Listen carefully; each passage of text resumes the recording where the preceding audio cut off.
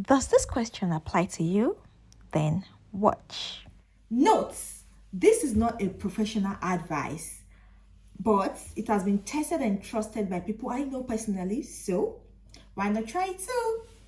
Hi guys, this is Tomisin Olajumoke, like you all know, and you all are welcome to my YouTube channel. I know it's been a while, but I'm here to tell you guys about how I moved into the UK using a student route. And mind you, I did not use any agents, I did not pay anybody any dime, and we did it all by ourselves. And I've jotted out everything or most of the things that I know about it, and I'll be giving you all the details. In case I miss out anything, please ask away. I'll be more than willing to answer. So now guys, let's dive into it. One of the requirements or one of the things you need to ask yourself is, why do I want to come to the UK? Are you coming because of the fact that, oh, I just want to JP, or because you want to change career path? Whatever reason you want to come into the UK, for me, I know about the student routes most, so I'll be giving you information on that. So first and foremost, you're coming into the UK with the student routes. You need to decide on your cost of interest. That is very important. You need to look at, okay, what do I want to study? Do I want to go further to do a master's in the course that I have my degree on, or do I just want to change my career path, like generally? Whatever decision is it that you make, your cost of interest is very, very important.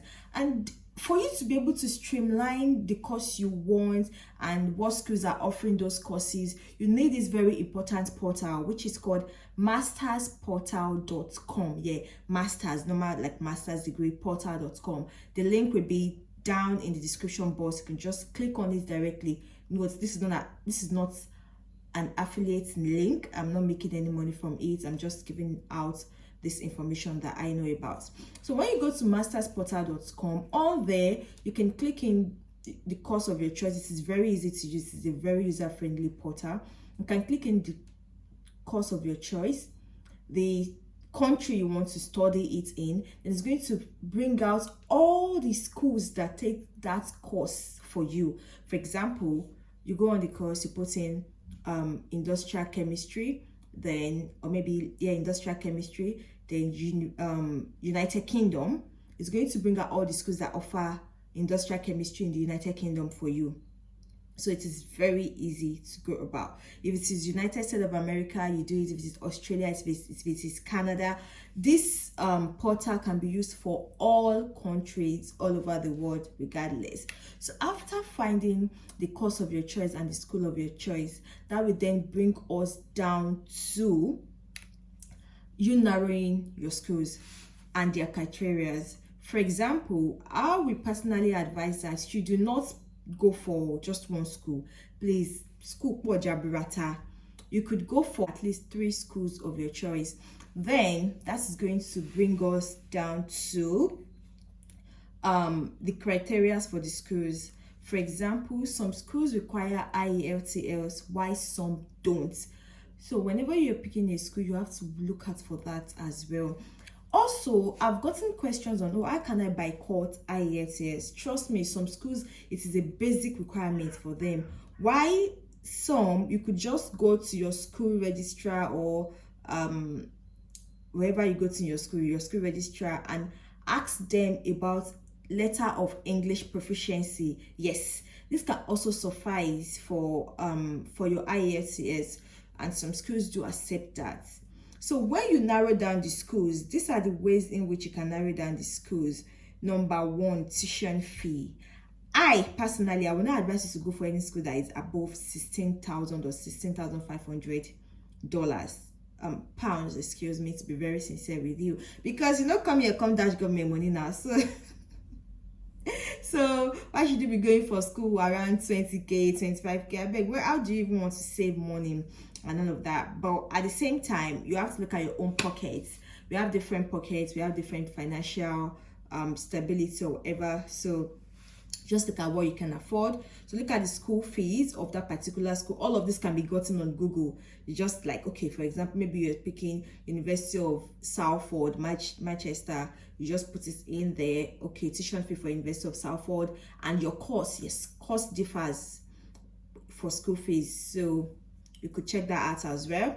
Then after you might have gotten the school you want, yes, you've picked out your school, you picked out your course, you know that there's something very important, which is you have to write your SOP. This SOP is like you stating the reason why you want to go to that school. Number one, when you already find the school you want to study in and the course you want to do, please feel free to do researches yourself. Go online and like type the name of the school online, then okay, the requirements for that your course, everything will be listed out there. If you need IELTS to be on there, if you do not need IELTS to be on there, your SOP, what you need to have in your degree, your previous degree, everything, the requirements for each courses are always on the school website. So when you find out what the requirements for your course is, then you already know that you are one step away from getting admission. Trust me.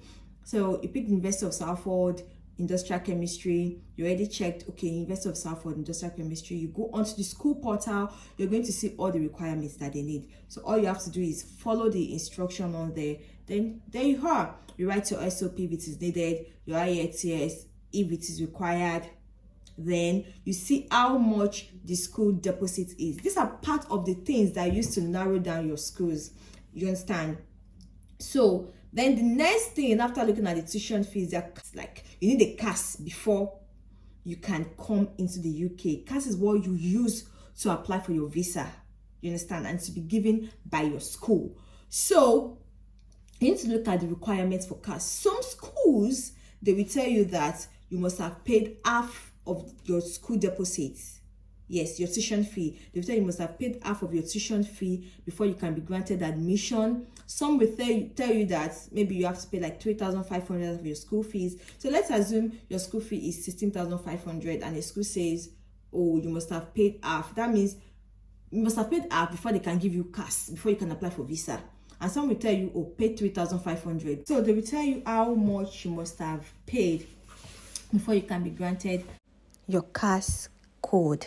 Then moving on to your school tuition payment plan. These are the things that you're going to look at before you like streamline your schools.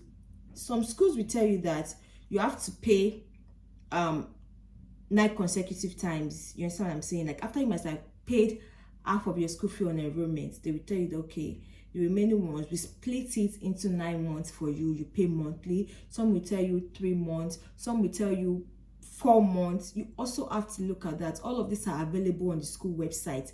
You also have to look at that then to help you in your decision in picking a school. Afterwards, yeah, and I should not fail to mention that some schools give scholarship, for example, the African Union Scholarship, the Commonwealth Scholarship, a lot of them. And some, if you're a 2-1 student, they may give you a scholarship of £5,000 out of your school fees. So anytime you're doing like researches anytime you're doing researches on the school to pick, please watch out for that. So when you're on the school portal, go under their scholarship and payment plan, you look at it. Although payment plan, when you come in, you can go to your school admin and talk to them about your new payment plan if you wish to. If you feel like, oh, you cannot meet up with this payment plan the school puts in place, you can definitely talk to them. It's not that deep. You get what I'm saying? It's not that deep. So after you might have gotten your CAS, that means you already paid half of your school fees. And please, you guys, you can use Form A to pay. You don't necessarily have to look for someone in the abroad to help you pay the pounds into your account. No, Form A has made life easier and it is much more affordable. I'm not going to lie to you. It's just something that you could tell your school that you like to pay from your country. They will give you all the necessary codes and you make payments using Form A. Easy. So after you might have gotten your CAS, as long as you've already started your admission processes, please register for something we call tuberculosis test. Yes, before you can travel out of the country into the abroad, be it USA, be it Canada, be wherever you want to go to, you have to do your TB test. And these are registered with the IOM, International Organization of Migration. So you register with them.